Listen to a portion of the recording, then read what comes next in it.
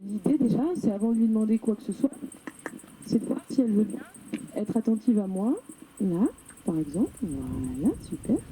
Oui, très bien. Et en fait, on a installé ça déjà, ce petit dialogue-là en liberté, de dire, ok, si je regarde vers tes hanches, avec une petite intention de te faire bouger, j'aimerais que tu te mettes à peu près en face de moi. Voilà, du coup, Beloustic, il suit l'idée sur le mouvement.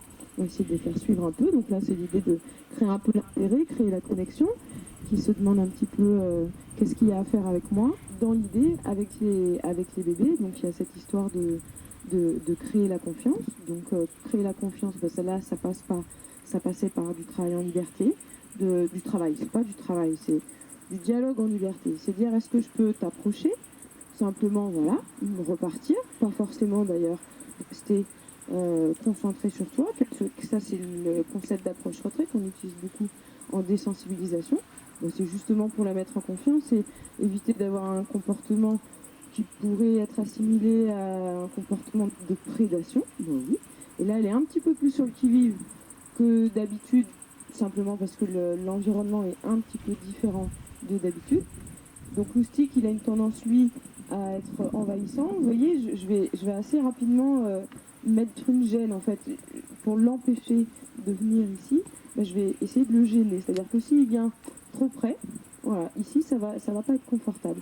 Dans l'idée qu'ils ne viennent pas me coller pour que tout de suite, à leur âge, ils apprennent que celui qui va faire bouger le pied de l'autre, c'est nous. Voilà. Dans l'idée, le cheval n'est pas censé, là, m'obliger à reculer parce qu'il m'a envahi, parce qu'il a envahi mon espace. Donc là, je suis dans une attitude active, c'est-à-dire que là, je la regarde, j'ai une intention, je veux la faire bouger, et je rajoute une pression physique qui complète le langage corporel et le fait que je me déplace vers elle. Pour la sensibiliser, là pour le coup, qu'est-ce que c'est à ça, au fait qu'ici, une pression physique peut demander un mouvement. Très bien.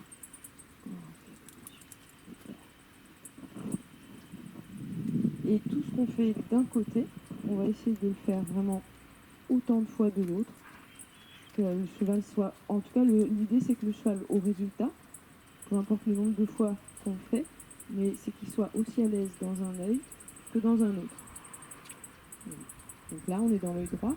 C'est un petit peu plus délicat. Alors, c'était déjà un petit peu plus délicat au début avec la vente, par exemple. Quand je l'ai connue et qu'on on a commencé en liberté, les premières fois où elle a accepté de revenir au centre et de donner son attention, donc elle était au galop, dans la carrière.